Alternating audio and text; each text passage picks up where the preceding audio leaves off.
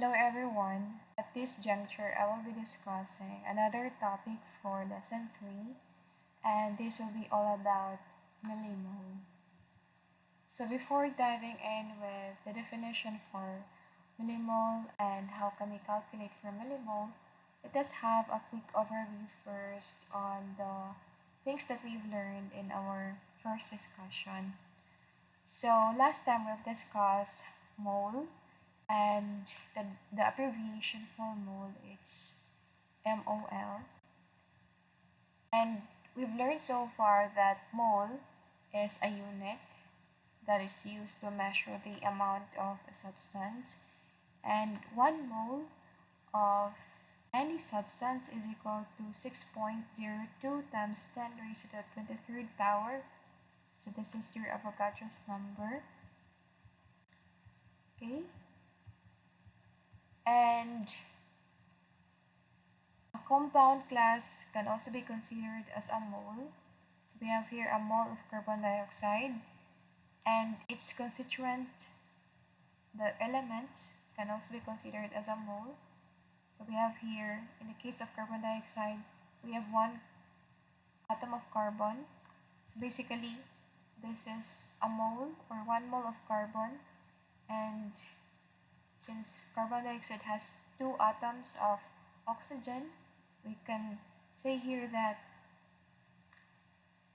carbon dioxide has 2 mole of oxygen atoms. Now, this is the formula for mole.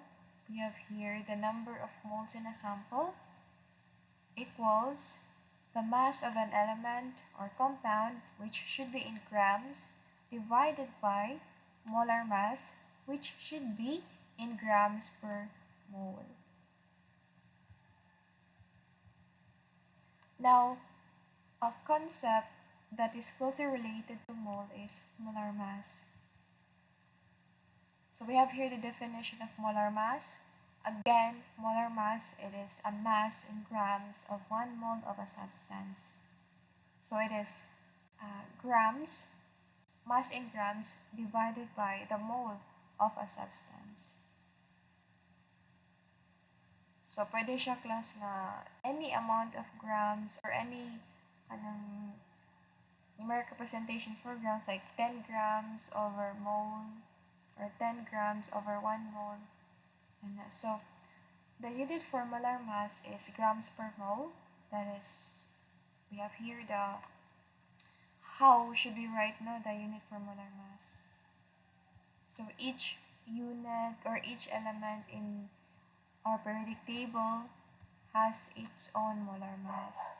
And in determining the molar mass, especially if we're looking at our periodic table, we should focus on the atomic mass, no, like or katong atomic weight, because atomic weight that also equates to the molar mass of a particular element. So how can we calculate for molar mass? Again, based on our previous discussion, we can calculate molar masses by adding or by summing the atomic mass of all the atoms appearing in a chemical formula. So we just need to determine what are the elements that are present in a chemical formula. We need to look at how many atoms are there, and we need to determine their molar masses. And then we multiply the number of atoms by the number of molar mass of that particular element. Then we add everything, and that's how we can get the molar mass of a particular compound.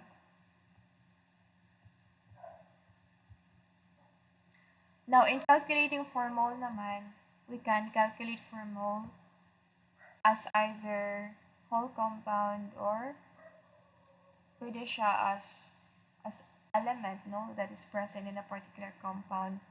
So, in calculating mole for the whole compound, we just need to utilize the formula that was introduced to us a while ago. So, number of moles of a particular whole compound is equal to mass in grams, kasi nga yung mass given naman yan, then over the molar mass of that particular element, a particular compound. Then we can also calculate for mole in a particular element that is present within a larger compound by determining or by utilizing still our formula for mole. So we need to determine the mass in grams and then the molar mass of the whole compound, and after that we get the ratio, like ilang mole ng isang particular element ang makikita natin in a particular whole compound. Like in this case, so we have here, diba, this one here, this is the first step. So if diri lang tama na nga to ang calculation, we can only get the mole of the whole compound. But since we are asked to determine or to calculate the mole for a particular element, which is in this case boron, so what we did here was we get the ratio of boron in this compound, boron trioxide. So since there are 2 moles of boron, considering that there are 2 atoms over 1 mole of boron trioxide, so yeah, those unnecessary units will cancel out and we get moles as our unit, and then the element of interest. Okay. So now let us proceed to millimole, which is the main focus of our discussion for today. Now the abbreviation class for millimole is m-mole. So dalawang lowercase m and then ol. So this is different from the mole kasi nga the abbreviation for mole is just mol. For millimole, it's letter M, then apo siya sumpay nga mole. So, ano nga ba yung millimole? The millimole class is also a unit that is used to measure the amount of a substance, and it's equal to 1,000 of a mole. So, bali yung millimole class, para siyang the same concept with a liter and milliliter, or in 1 liter is equal to 1,000 milliliter. So, it's like a smaller version in a way for mole. Kay 1 mole man good of a substance is equal to 1,000 millimole. So, that means mas malaki yung value ni mole as compared kay millimole. So, how can we convert mole into millimole? It's very easy lang. So, we have here an example. So, convert 0.05 moles into millimoles. So, how shall we do it? So, the same format with calculating moles. We just need to determine what are the given and then what are the required.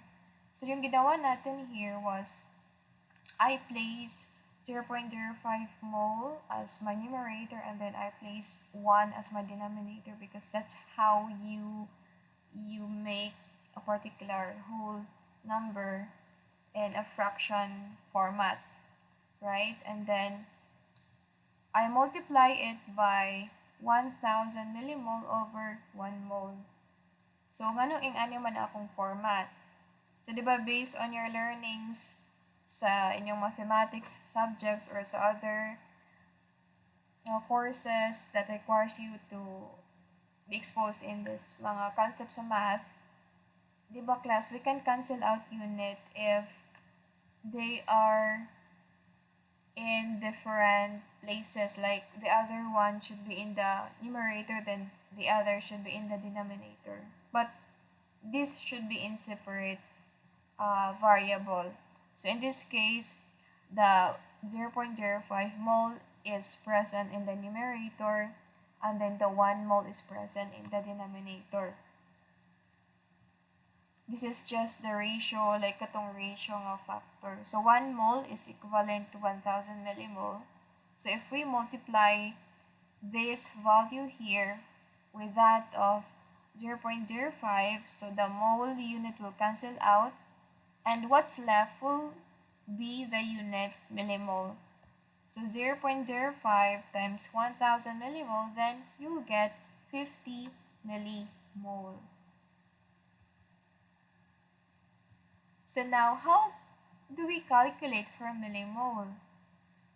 So we can calculate millimole class by considering the whole compound or by considering the element or a specific element that is present in a whole compound. Now let us proceed to our example. So in this case, we are looking at the millimole of a whole compound. We are given this problem.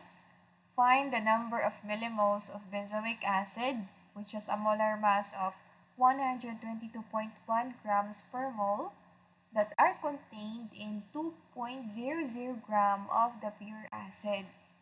Now, the chemical formula class for benzoic acid is HBZ. So, we have here our given. So, the given is R, 2.00 gram of benzoic acid. This is HBZ. We also have the molar mass of the compound, which is 122.1 grams per mole. And so, we are required to determine and calculate the number of millimoles for benzoic acid. So, ano yung formula na gagamitin natin? Now, since millimole class gets its foundation from mole, so of course, we will still utilize the formula in calculating for mole. But then later on, towards the last step, that's where we multiply it by millimole na katong conversion factor. So here, the same with how we calculate the mole for whole compound, yung mass, which should be in grams, divided by the molar mass of the whole compound. So in this case, we are given with the mass of the compound, which is 2.00 grams. So I just place 1 here. So the 2.0 gram is our numerator, then 1 is the denominator. So I multiply it with the ratio for molar mass. So here, since yung main target natin class is to eliminate the unit grams of benzoic acid, the denominator of the other variable, which we will multiply to this 2.0 gram, should be in grams HBZ kaya para ma-cancel out sila.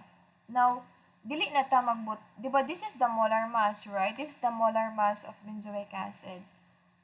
Now, we would place grams per mole of HBZ here because in the numerator, you can see naman there that in every 122.1 grams of benzoic acid is equivalent to 1 mole of benzoic acid. So in that case, dili na ta magbutang og mole diri sa baba. Grams na lang siya kay para ma-cancel out lagi ang grams of benzoic acid nga naapod sa other side, so other variable. So I place 1 mole of benzoic acid over 122.1 grams of benzoic acid. So the grams of benzoic acid will cancel out, and what's left now is the mole, like 1 mole of benzoic acid. Now, since our main goal here is to get the millimole, kay if tama naman gud diri a class ang ato ang calculation, we can only get the unit mole, which is, that's the mole for the whole compound. Now, since we are required to get the millimole, so what shall we do? We multiply it by 1000 millimole. So, I place here in the denominator on the last step 1 mole of HBZ, And the reason for this is because we need to cancel out the remaining unit nga nahabilin sa other variable. Okay, we need to make sure man good nga ang makuha gyud and ang mahabilin gyud nga unit is the millimole. So I place here 1 mole of benzoic acid, which is, as we know, that's equivalent to 1,000 millimole of benzoic acid. So I crush out the mole HBZ, and what's left now is the unit millimole HBZ. So you just plug it in your calculator. 2 times 1 times 1,000 divided by 122.1, and you will get 16.4 millimole of benzoic acid. Now, in determining the number of significant figure for your final answer, you should always refer to the values given in the problem. So as you can see here, we have 2.00, which is 3 significant figure, and we also have 122.1. Now, based on the rule for multiplication and division, we should only use the measurement or tawag aning ng the variable that has the least, or the data that has the least significant figure. So in this case, we should, or our answer should only have 3 significant figure. Kay ang pinakagamay man nga significant figure based on the problem is 3 lang. 2.00. So that's 1, 2, 3. Kini siya upat man, so dili ta mo consider ana. So we'll just focus on the least na number of significant figure. Pinakagamay nga number of significant figure nga naa sa data na gihatag sa problem. So our final answer for this is 16.4 millimole of benzoic acid. So that's how we can calculate the millimole for whole compound. First, we should convert, or we must go through the steps on calculating the mole. Then at the end step, that's when we multiply by the value of the millimole. So this is the ratio for millimole. We have here 1 mole is equal to 1,000 millimole, and then the compounds now will vary depending on the problem that is given. So that's how we calculate the millimole for the whole compound, for a whole compound. Now, what if we are asked to find the amount in millimoles of a specific or a particular element, like particular species? So in this case, we have here 2 problems. We have 4.0 gram of carbon dioxide, and we need to look at the millimoles of carbon. Then we also have 850 milligrams of phosphorus pentoxide, and we need to look at the millimole of phosphorus. So how shall we do it, or how shall we find the millimoles of this element here? Now, the same process pa rin siya, class, with how we get the mole of a particular species or particular element nga katong based sa atong previous discussion ba. So diri sa pag-calculate sa millimole sa isa ka element nga naa sa larger compound, moagi gyapon ta ato nga steps katong naa sa mag-calculate sa mole. And then at the end process na mao na to nga mo-multiply na ta og 1,000 para ma-convert siya into millimole. So say for example, we have here, so I will walk you through how we can accomplish, or how we can calculate for the value of the millimole, specifically for particular elements that are present in a larger compound. So here we are given 4.0 grams of carbon dioxide, and we are required to look for or to calculate for the millimole of carbon. So ano to siya pag accomplish? First, we need to calculate for the molar mass of the carbon dioxide since we are not given with the molar mass of this compound. Now, after that, after the values for the molar mass is complete or is determined, and then the grams itself is present, na-convert siya into proper unit nga grams. So, pwede na nato siya i-calculate. So, ang atong unang buhaton is dapat mo agi gyapon ta sa katong mole. Then, sa katapusan na ta mo convert or mag-conversion lang ta para mahimo siyang millimole ang answer. So, here, di ba ang formula for mole, it's mass, which should be in grams, divided by the molar mass. So, the same process class with the whole compound. I place the grams of the compound in the numerator and then over 1 in the denominator. So, it's more of like ako lang siyang gibuhat or gi-transform into a fraction format. Then, after this, I multiply it by 1 mole of carbon dioxide over 44.0000114 grams of carbon dioxide. So, kabalo man tanong, giunsa ni siya. Or, asa na to siya gikuha nga value. So, kining 44.0114 grams carbon dioxide, this is the molar mass of the compound. Then, I did not place grams per mole carbon dioxide kay dapat ang mole manggod na sa taas since we are looking at the ratio nga. In every mole of carbon dioxide, there is 44.0114 grams. So, after that, if diri alang tama ng ato ang step class, ang makuha na to aning answer is the mole of the whole compound. But since we are tasked to determine the mole or millimole to the specific of carbon, so we need to go through or we need to determine how many moles of carbon are present in that particular chemical formula.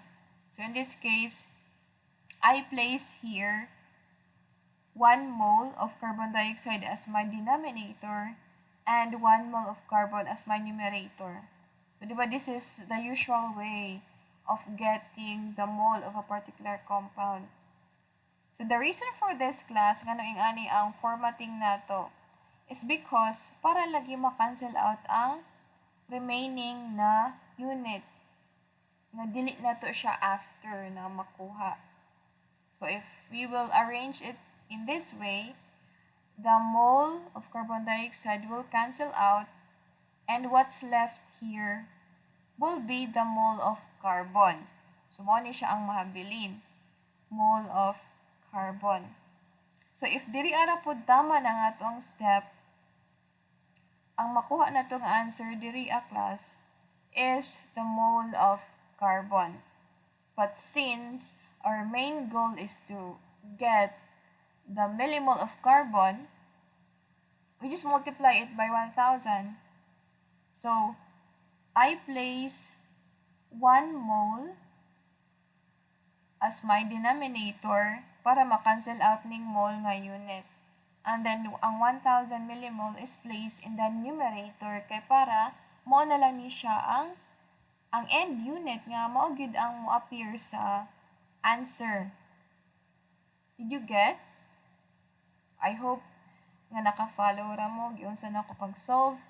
So, I kanang plug in these values in my calculator. So, we have 40.0 times 1 times 1 times 1,000 divided by 44.0114, and that's where you will get the final answer of 909 millimole of carbon. So in this case, ang unit nga nahabilin gyud kay di ba na-cancel out naman ni. So always remember class nga inig-cancel out sa mga unit dapat ang unit kay naa siya sa numerator sa other side, sa other variable, and then ang other unit pod is naa siya sa denominator, ang the same unit ha katong makitan sa numerator, then dapat naa siya sa denominator sa other variable. So in this case, like basin maglibog mo ba kay di pa diha man jud ta makuan ngano na cancel out ni ngano ingani ang forma sa equation. So always remember nga if you want to cancel out unit, this unit should be placed in the kanang other position, tapos ang kana po dyan nga unit makitan dapat sa other position po. Like in this case, ang grams of carbon dioxide is placed in the numerator, then the other is in the denominator. So mana mag-cancel out sila. So in this case po, ang mole of carbon dioxide is placed in the numerator, and then the other is in the denominator. So mag-cancel out kaya po sila.